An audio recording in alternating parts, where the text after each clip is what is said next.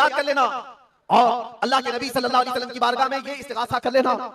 कि मेरे आका बड़ा सख्त और कठिन वक्त आया है, दुनिया मौत से डरा करके कभी मेरा ईमान छीनने की कोशिश कर रही है, अगर उससे मैं नहीं डगमगाया तो दुनिया मुझे हुस्न शबाब की लालच देकर के अपनी तरफ लेना चाहती है। अब उस वजीर ने क्या किया, उस छोटे से नौजवान लड़के को अपने घर ले गया और उसकी बेटी थी जो निहायत हसीन और जमील, बहुत खूबसूरत लड़की उस वजीर की थी, अपनी बेटी को बुलाया और कहा बेटी तेरे लिए एक काम देता हूं, 1 महीना हमको मिला है, इस नौजवान को अपनी मोहब्बत में अपने हुस्न जमाल में लेकर के आजा, बादशाह सलामत से जो इनाम चाहे तुझे ला करके दे दूंगा।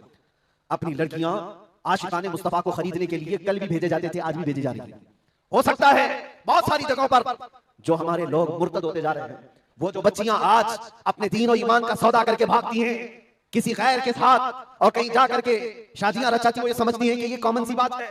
वो दीन बेचने वाले लोग हैं, उनका हिस्सा दीन इस्लाम में कुछ नहीं। कल क़यामत के दिन देखना तुमने अपने नफ्स की खातिर एक गैर मुस्लिम के साथ भाग करके निकाह किया, चाहे वो बेटी हो कि बेटा हो, अपने दीन से सौदा किया है और गद्दारी की है, कल क़यामत के दिन मुंह तो अल्लाह को दिखाना है। हुजूर की शफाअत के बगैर तो कुछ होना नहीं है। देखना हश्र में जो हुजूर पाक सल्लल्लाहु तआला अलैहि वसल्लम के साथ तुम खड़े रहोगे कि हम खड़े रहेंगे, वो वक्त आने वाला है। उस नौजवान के साथ क्या हुआ, वजीर ने अपनी बेटी तो लगा दी, अल्लाह की पनाह मेरे अजीजों, हुजूर पाक का इश्क का एक कतरा भी जिसके दिल में आता है, ऐसी चीजें उसके पांव को नहीं डगमगाती, ना कभी उसका ईमान खरीद सकती है, ना उसके दीन का सौदा कर सकती है। वो लड़की रोजाना आती, रात के वक्त बैठ जाती और ये नौजवान जैसी महसूस करता मेरे कमरे में अकेले तन्हा रहने के बावजूद वजीर की खूबसूरत हसीन और जमील बेटी, जिसके निकाह के पैगाम बादशाहों के औलाद से आया करते थे, शहजादे निकाह का पैगाम भेजा करते, वो लड़की मेरे पास आकर बैठ जा रही है। नौजवान क्या करता था, मुसल्ला बिछाया और सजदे में गिर गया। जब तक वो उठती नहीं थी ये सर उठाता नहीं था। ये रात भर के सजदे इसके इसी तरह रहते, वो ऊँगती रहती, देखती रहती, इंतजार करती रहती और थक करके वापस चली जाती। महीना गुजरने को आया था मेरे अजीजों, उस नौजवान ने आंख भरकर एक बार देखा भी नहीं और वो थक हार करके महीना खत्म होने के बाद उस नौजवान को मुखातब करके कहती है, ऐ नौजवान एक बार मेरे हुस्न को देख तो ले,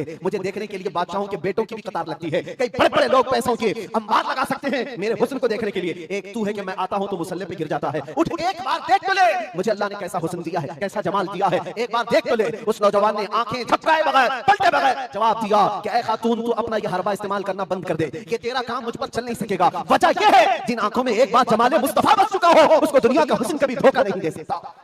दुनिया का जमाल उसे खरीद नहीं सकता। वो खातून उठ गई और जवान की इन बातों से उसके दिल पर ऐसा बलबला तारी हुआ। वो खातून कहती है, ऐ नौजवान खड़ा हो जा, मैं तुझे खरीदने नहीं आई, मैं तुझे अपनी दाम में फरेब में फंसाने नहीं आई, उठ जा, अब मेरी एक अर्जी सुन ले। नौजवान उठा और पूछा क्या अर्जी है। कहती है कि मैं अब तेरी मोहब्बत में गिरफ्तार हूँ, मैं चाहती हूँ कि तू मेरे दीन में ना आ बल्कि तू अपने दीन में मुझे दाखिल कर ले। जिस हुस्न ने तेरी आंखों को ऐसा बाकमाल बनाया है कि तन्हा होते हुए भी कभी तूने मेरे हुस्न को नहीं देखा, मैं चाहती हूँ कि उस हुस्न के पैकर जमाले मुस्तफा की मैं भी दिलदादा हो जाऊं। उस नौजवान को उठाया और कहा, मुझे पढ़ा दे ला इलाहा इल्लल्लाह मुहम्मदुर रसूलुल्लाह। हर जमाने में आशिकाने मुस्तफा जो होते हैं, हर जमाने में जो आशिकाने मुस्तफा होते हैं, वो दूसरों की छाप अपने ऊपर लेते नहीं हैं बल्कि जहां जाते हैं अपनी छाप दूसरों पर छोड़ करके आते हैं।